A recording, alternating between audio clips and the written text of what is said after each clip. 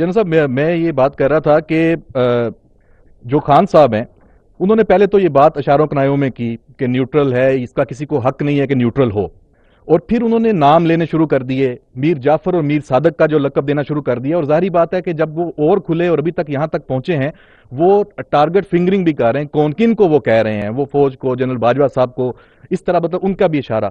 تو اب اس کے پیچھے ان کا مقصد کیا ہو سکتا ہے؟ وہ کیا وہ کہہ رہے ہیں، اور کیا ان کا جو مقصد ہے وہ پورا ہونے دیا جائے گا؟ دیکھیے یہ آن ہے مائک. اس کے جو ظاہری عوامل ہیں ان ٹرمنالوجیز کے جو انفارچونیٹلی یوز کی گئیں اور جس بیانیے کو پروان چڑھایا گیا، اس کو تقویت بخشی گئی، اس کے ظاہری عوامل اور ان کا ایک کرونالوجی تو میں نے آپ کو دے دی ہے.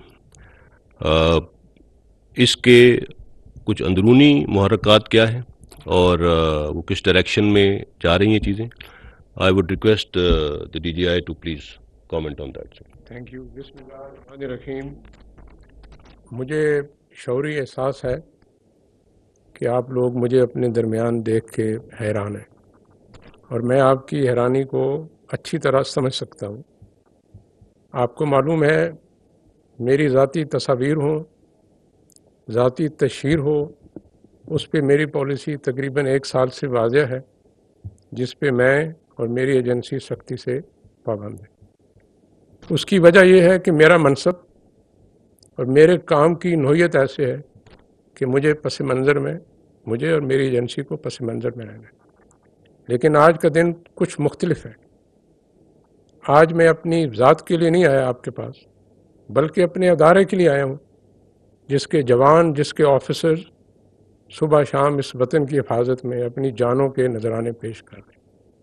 اور خصوصی طور پہ میں اپنی ایجنسی کے لیے آیا ہوں، جس کے آفیسرز اور ایجنٹس پوری دنیا میں، پاکستان کے اندر اس ملک کی پہلی دفاعی لائن بن کے 24 گھنٹے جاگ کام کرتے ہیں. جب ان کو جھوٹ کی بنیاد پر بلا جواز تنقید کا، تہذیب کا نشانہ بنایا جائے تو بحیثیت اس ایجنسی کے، اس ادارے کے سربراہ کے، میں خاموش نہیں رہ سکتا. اور میں یہ بھی مانتا ہوں کہ جب جھوٹ اتنی آسانی، روانی اور فراوانی سے بولا جائے ایک سائڈ سے کہ ملک میں فتنہ اور فساد کا خطرہ ہو، تو سچ کی لمبی خاموشی بھی ٹھیک نہیں ہے اس ملک کے لیے. میں کوشش کروں گا بلا ضرورت سچ نہ بولوں. قوم نے میرے منصب میں مجھ پہ یہ بوجھ ڈالا ہے کہ میں ان رازوں کو جو میرے پاس ہیں، ان امانتوں کو اپنے سینے میں لے کے قبر میں چلا جاؤں. لیکن جہاں ضرورت سمجھی میں وہ راز آپ کے سامنے ضرور رکھوں گا، تاکہ میں اپنے ادارے کا، اپنے جوانوں کا، اپنے شہداء کا دفاع کر سکوں. آپ نے دیکھا لسبیلا میں ہمارے کور کمانڈر صاحب، اس کے ساتھ آفیسر، جوان شہید ہوئے. اس مٹی کی خاطر انہوں نے جان دی، لیکن ان کا بھی مذاق بنایا گیا. لہٰذا اس پس منظر میں جو آپ نے پہلا سوال پوچھا ہے کہ میر جعفر، میر صادق اور غدار کی کیا پس منظر ہے، دیکھیے اس میں 2 رائے نہیں ہے کہ آپ کسی کو میر جعفر کہیں، میر صادق کہیں، آپ کے پاس کوئی شواہد نہ ہو تو ظاہری بات ہے اس کی جتنی بھی مذمت کی جائے یہ کم ہے. میں آپ کو کہنا چاہتا ہوں کہ یہ بالکل 100% جھوٹ پہ بنایا گیا نظریہ ہے. لیکن آپ کو یہ پتہ ہونا چاہیے کہ یہ نظریہ بنایا کیوں گیا. یہ میر جعفر کہنا، میر صادق کہنا، غدار کہنا، نیوٹرل کہنا، جانور کہنا اس لیے نہیں ہے کہ میرے ادارے نے، میری ایجنسی نے، آرمی چیف نے غداری کی ہے. یہ اس لیے بھی نہیں ہے کہ انہوں نے کوئی غیر آئینی، غیر قانونی کام کیا ہے. یہ اس لیے ہے کہ انہوں نے، ان کے ادارے نے غیر آئینی، غیر قانونی کام کرنے سے انکار کر دیا.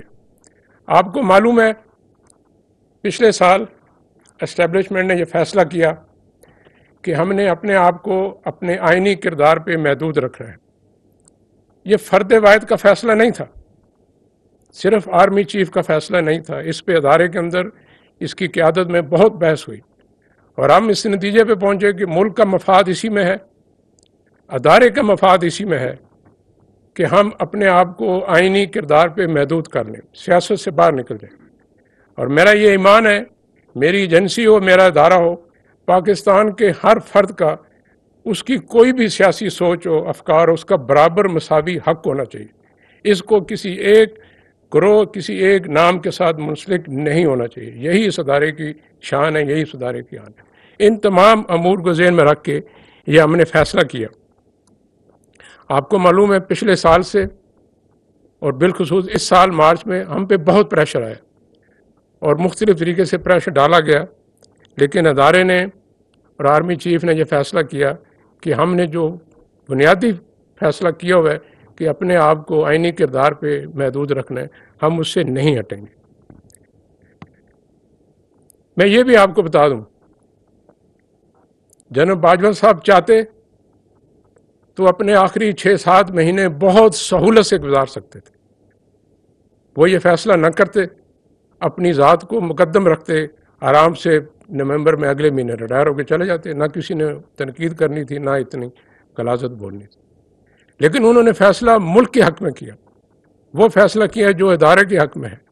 انہوں نے اس کے لیے اپنی ذات بھی قربان کی. آپ کو معلوم ہے ان پہ, ان کے بچوں پہ کتنی غلیظ تنقید بھی کی جاتی رہی, لیکن میں انہیں جانتا ہوں, جو میں سمجھا ہوں, انہوں نے یہ فیصلہ اس لیے کیا, وہ چاہتے تھے کہ جب وہ چلے جائیں تو ان کی لیجیسی میں ایک ایسا ادارہ ہو جس کا کنسٹیٹیوشنل رول ہو, اس کا ایسا رول نہ ہو جس کو متنازع بنایا جا سکے.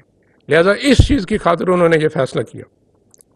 میں یہ بھی آپ کو بتا دوں, مارچ کے مہینے میں آرمی چیف کو ان کی مدت ملازمت میں غیر معینہ مدت کی توسیع کی پیشکش بھی کی گئی, میرے سامنے کی گئی.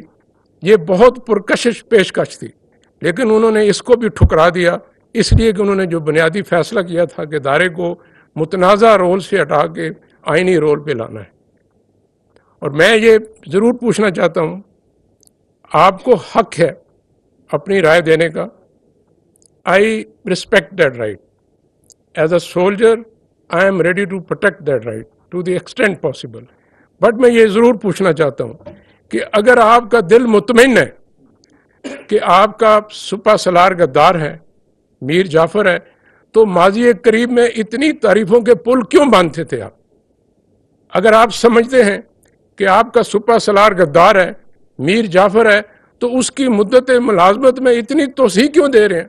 عجیب بات ہے, آپ سمجھتے ہیں سپہ سالار غدار ہے, لیکن آپ انہیں کہہ رہے ہیں کہ پوری زندگی کے لیے اگر آپ نے اس ملازمت میں رہنا ہے تو رہیں. اور اگر وہ واقعی آپ کی نظر میں غدار ہے, آپ کی سوچ میں غدار ہے, تو پھر آج بھی ان سے پس پردہ کیوں ملتے ہیں؟ مجھے آپ کے ملنے پہ اعتراض نہیں ہے, آپ ملیے, یہ ہمارا فرض ہے اس ملک کے ہر شہری کی آواز پہ لبیک کہنا. لیکن یہ نہ کریں کہ آپ رات کی خاموشی میں بند دروازوں کے پیچھے ہمیں ملیں, اپنی آئینی غیر آئینی خواہشات کا اظہار کریں, وہ بھی آپ کا حق ہے. لیکن یہ نہیں ہو سکتا کہ دن کی روشنی میں اسی بندے کو آپ غدار کہیں. آپ کی قول و فعل میں, فکر و تدبر میں اتنا کھلا, اتنا بڑا تضاد ٹھیک نہیں. Thank you.